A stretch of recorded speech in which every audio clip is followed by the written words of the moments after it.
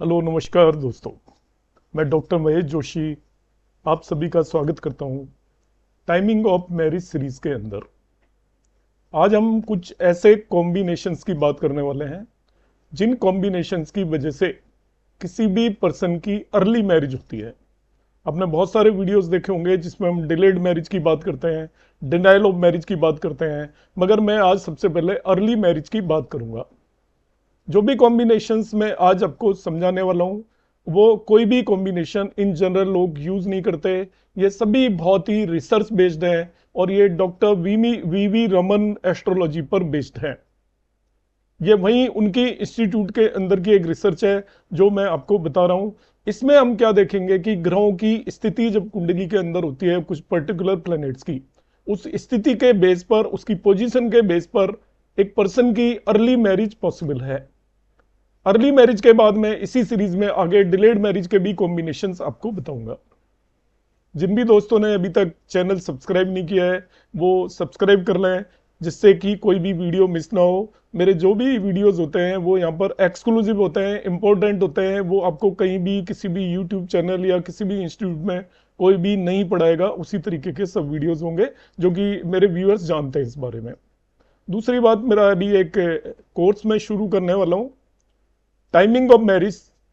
Already batch मेरा एक चल रहा है, वो कंप्लीट होने के बाद न्यू बैच शुरू करने वाला हूँ। जो भी लोग इंटरेस्टेड हो वो मेरे व्हाट्सएप नंबर 9013798899 पर व्हाट्सएप मैसेज कर दें टाइमिंग ऑफ मैरिज करके अपनी डिटेल देकर, तो मैं उन्हें कांटेक्ट कर लूंगा और उसकी फी एटसेट्रा के बारे में हम वहाँ पर बात कर लेंगे।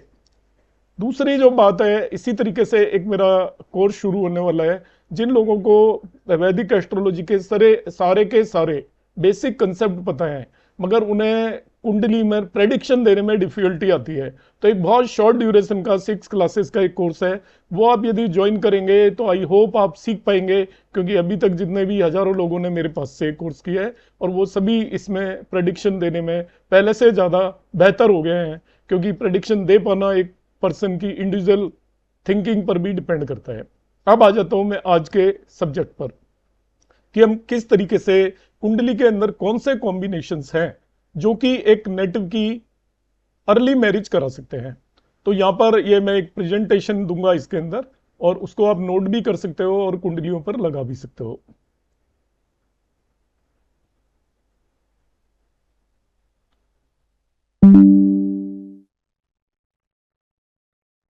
ये सभी जितने भी कॉम्बिनेशंस मैं डिस्कस करूंगा एक्सक्लूसिव हैं और ये बहुत रिसर्च बेस्ड हैं, आपको कभी किसी ने अभी तक नहीं बताए होंगे और ये सभी बिल्कुल सटीक लगते हैं।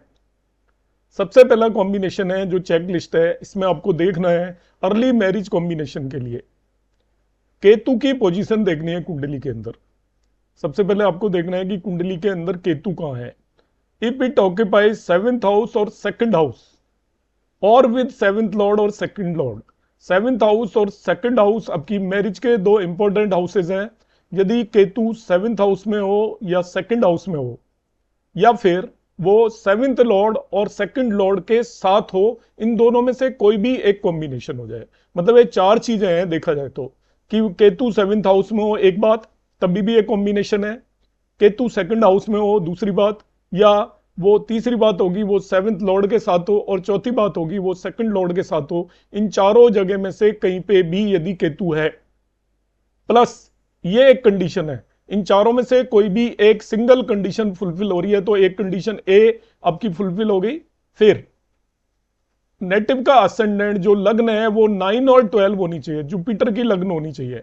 9 और 12 मीन्स आपका धनु लग्न हो या मीन लग्न हो नेटिव की। ऑब्लिक केतु इन सेजिटेरियस, मतलब केतु इनमें किसी भी हाउस में या लॉर्ड के साथ हो मगर वो सेजिटेरियस में हो, मतलब धनु के अंदर हो, या केतु इन 3 साइन इन D9 नवांश के अंदर वो जेमिनाइन साइन के अंदर हो। तभी ये दोनों कॉम्बिनेशन जब फुलफिल हो रहे हो तो ऐसे पर्सन की ए में से कोई एक कॉम्बिनेशन फिल हो जाए, बी में से कोई एक कॉम्बिनेशन फुलफिल हो जाए, दोनों कॉम्बिनेशन एक साथ फुलफिल हो रहे हैं, तो ऐसे पर्सन की जो मैरिज है वो एवरेज एज से 2 ईयर अर्लियर होगी। एवरेज एज क्या है, अलग अलग जगह पर देश काल पात्र के हिसाब से हम देखेंगे। आप जिस सोसाइटी की कुंडली देख रहे हो, जिस पर्सन की कुंडली देख रहे हो, वहां पर किस एज में मैरिज होती है उससे 2 ईयर अर्ली होगी। इस कॉम्बिनेशन को मैं फिर से बता देता हूं।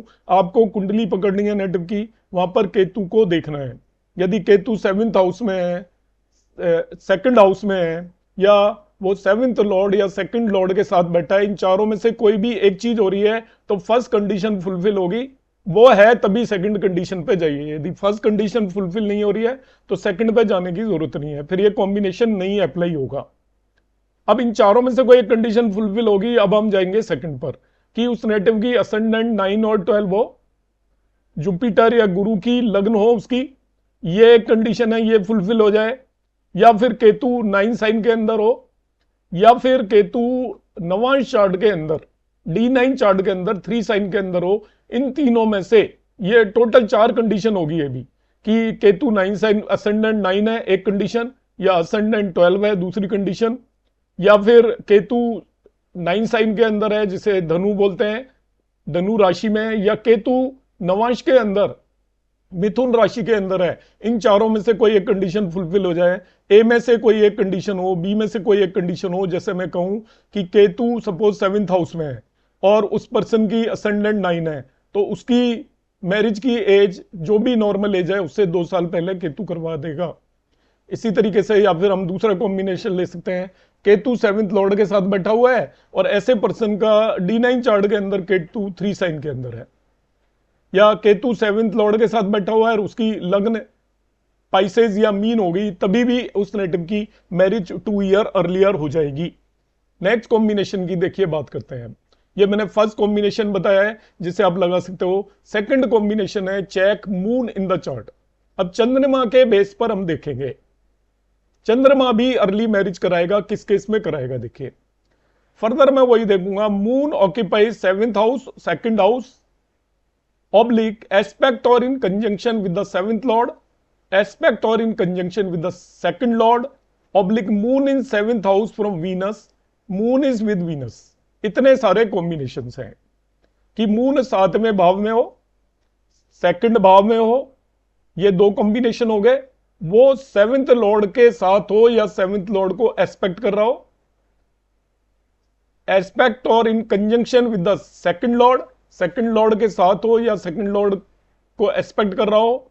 Moon in 7th house from Venus, शुक्र से 7वें भाव में हो, और मून वीनस के साथ हो, इनमें से कोई भी चीज हो जाए तो देखिए यहां पर ये कई सारे कॉम्बिनेशंस हैं, इनमें से कोई भी कॉम्बिनेशन लग रहा है कि आपकी कुंडली के अंदर मून 7वें भाव में है तभी भी वो अर्ली मैरिज करा देगा।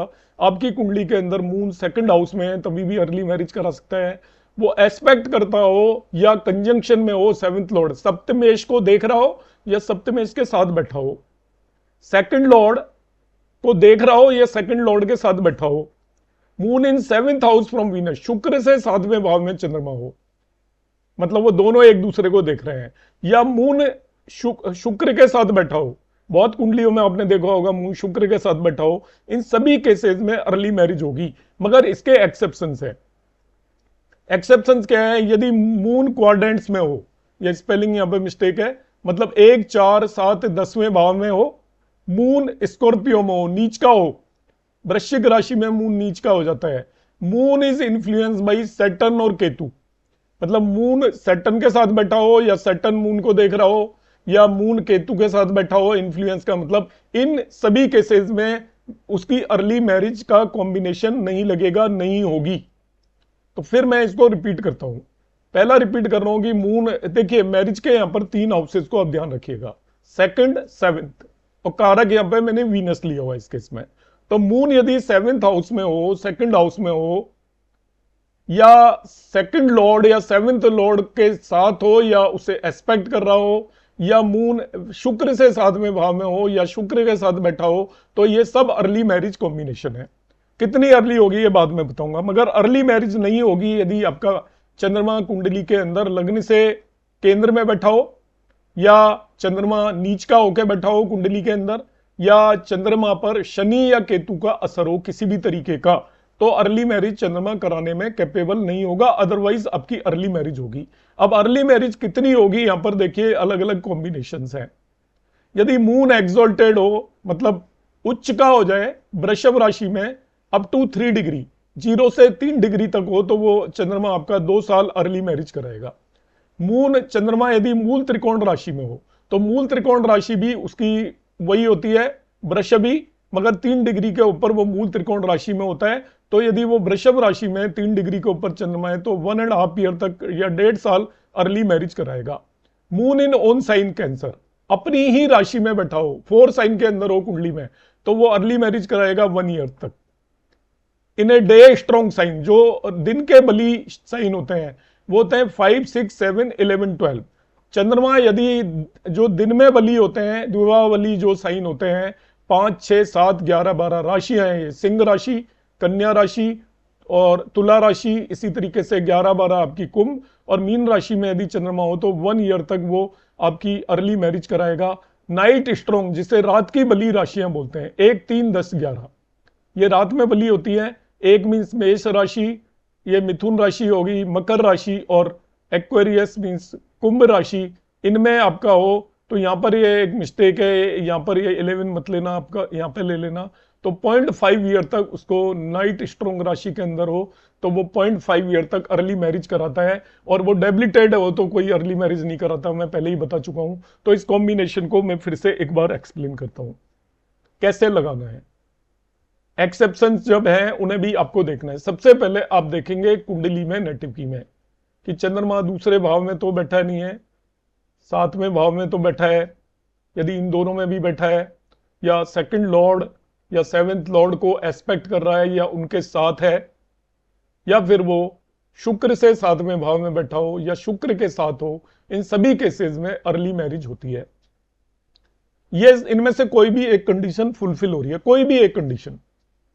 अब हम देखेंगे कि ये कंडीशन फुलफिल होने पे भी इन पर्टिकुलर केसेस में अर्ली मैरिज नहीं होगी, कि यदि चंद्रमा केंद्र में हो, चंद्रमा यदि आपका वृश्चिक राशि के अंदर हो, कुंडली में नीच का हो रहा हो, या चंद्रमा पर शनि और केतु का किसी भी तरीके का असर हो, तो ऊपर वाले कॉम्बिनेशन होने पर भी अर्ली मैरिज नहीं होगी। अब देखिए ऊपर वाले कॉम्बिनेशन है और ये कॉम्बिनेशन नहीं है, तो this is a early marriage combination. अब अर्ली मैरिज कॉम्बिनेशन हो गया, तब अब हम देखेंगे कि इसके अंदर कितनी अर्ली मैरिज होगी। वो डिपेंड करेगा कि आपका चंद्रमा कुंडली के अंदर किस राशि में है। यदि वो उच्च का होकर बैठा है तो 2 साल होगी, मूल त्रिकोण राशि में बैठा है तो 1.5 ईयर होगी, अपनी राशि में बैठा है तो 1 ईयर तक अर्ली मैरिज होगी, या वो डे स्ट्रॉन्ग साइन, जो ऐसी राशियां जो दिन में बली होती है 5, 6, 7, 12, उनमें बैठा है तो भी आपका 1 ईयर अर्ली मैरिज होगी। और नाइट स्ट्रॉन्ग में 0.5 ईयर मतलब 6 महीने अर्ली मैरिज होगी। उसको आप अर्ली माने या नहीं माने कोई बात नहीं, मगर आप ये फर्स्ट 2 कॉम्बिनेशन पर जरूर ध्यान दें, क्योंकि इस केस में early marriage 2 year and 1.5 year है। चेक पॉइंट 3 है अर्ली मैरिज के लिए कि किसी भी नेटिव की अर्ली मैरिज होगी या नहीं होगी। यहां पर 11th हाउस का रोल भी होता है। फर्स्ट वन मैंने केतु का रोल बताया, सेकंड वन मैंने चंद्रमा का रोल बताया, और तीसरा 11th हाउस का रोल है अर्ली मैरिज के अंदर।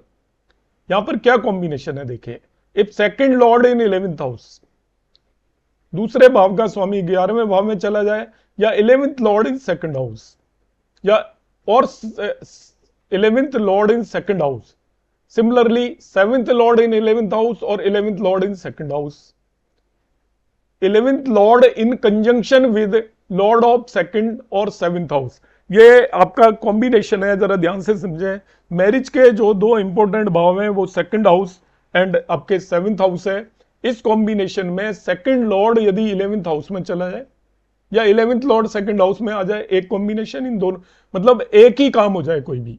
सेकंड लॉर्ड 11वें भाव में चला गया तो भी अर्ली मैरिज है, 11th लॉर्ड सेकंड भाव में चला गया तभी भी अर्ली मैरिज है। इसी तरीके से 7th के केस में भी यही कॉम्बिनेशन लगेंगे। 7th लॉर्ड 11th हाउस में चला गया तो भी अर्ली मैरिज है, 11th लॉर्ड 7th हाउस में चला गया तभी भी अर्ली मैरिज है। और आपका 11th लॉर्ड कंजंक्शन में हो विद द सेकंड लॉर्ड और 7th लॉर्ड, कुल मिला के ये आपका 11th लॉर्ड, सेकंड लॉर्ड और 7th लॉर्ड के कॉम्बिनेशंस हैं। सेकंड लॉर्ड 11th हाउस में, 11th लॉर्ड सेकंड हाउस में, 7th लॉर्ड 11th हाउस में या 11th लॉर्ड 7th हाउस में, या सेकंड और 11th लॉर्ड कोई भी सेकंड और 7th लॉर्ड 11th लॉर्ड के कंजंक्शन में हो जाए, इन सभी केसेस में अर्ली मैरिज होगी। तो 11th हाउस का इसमें रोल है। यहां पर फिर एक्सेप्शन है, ध्यान रखना है। असेंडेंट 8 और 9 हो आपका, वृश्चिक लग्न हो या धनु लग्न हो, और जुपिटर और सैटर्न ऑक्यूपाई और एस्पेक्ट 2nd और 7th house, this rule will not work. मतलब किसी भी नेटिव की यदि असेंडेंट वृश्चिक है या धनु है तो यह रूल काम नहीं करेगा। या फिर गुरु या शनि दूसरा या 7वां भाव में जाकर बैठ जाएं या उन्हें एस्पेक्ट कर लें, 2nd और 7th भाव को एस्पेक्ट कर लें, तो ये रूल वर्क नहीं करेगा। ये ध्यान रखना है 11th हाउस का रूल। इस केस में अर्ली मैरिज होती है 1.5 to 2 ईयर। तो ये कॉम्बिनेशन को फिर मैं रिपीट कर देता हूं, ये 11th हाउस से रिलेटेड है। इसके अंदर 3 लॉर्ड की बात करते हैं, 2nd, 7th और 11th लॉर्ड, और 3 हाउसेस की बात करते हैं, 2nd, 7th और 11th। 2nd लॉर्ड आपका 11th हाउस में चला जाए, 11th एक तरफ 11th हाउस होगा या 11th लॉर्ड होगा, दूसरी तरफ आपका 2nd हाउस और 2nd लॉर्ड हो सकता है, या 7th हाउस और 7th लॉर्ड हो सकता है। 2nd और 7th का कॉम्बिनेशन नहीं है, ध्यान रखना कि 2nd लॉर्ड 11th हाउस में या 11th लॉर्ड 2nd में, एक कॉम्बिनेशन। इसी तरीके से 7th लॉर्ड 11th में या 11th लॉर्ड 7th में, या 2nd लॉर्ड 11th लॉर्ड के साथ कंजक्ट हो जाए, या 7th लॉर्ड 11th लॉर्ड के साथ कंजक्ट हो जाए, मगर ये कॉम्बिनेशन आपका अर्ली मैरिज नहीं देगा यदि नेटिव की लग्न 8 या 9 हो, और साथ ही साथ या इनमें से या फिर गुरु और सैटर्न 2nd या 7th हाउस को कुंडली के अंदर एस्पेक्ट कर रहा हो, तो उस नेटिव की अर्ली मैरिज नहीं होगी। तो ये मैंने आज 3 कॉम्बिनेशंस डिस्कस किए हैं, जिनमें मैंने बताया कि हम किसी भी नेटिव की कुंडली के अंदर ये देख सकते हैं कि उसकी मैरिज अर्ली होगी या नहीं होगी। आपको ये वीडियो मेरा कैसा लगा, कमेंट बॉक्स में जरूर कमेंट करिएगा। जिन भी फ्रेंड्स ने अभी तक चैनल सब्सक्राइब नहीं किया है वो जल्दी से सब्सक्राइब कर लें, और यदि आपको वीडियो पसंद आया तो आप लाइक और शेयर करना भी ना भूलें। नमस्कार, धन्यवाद।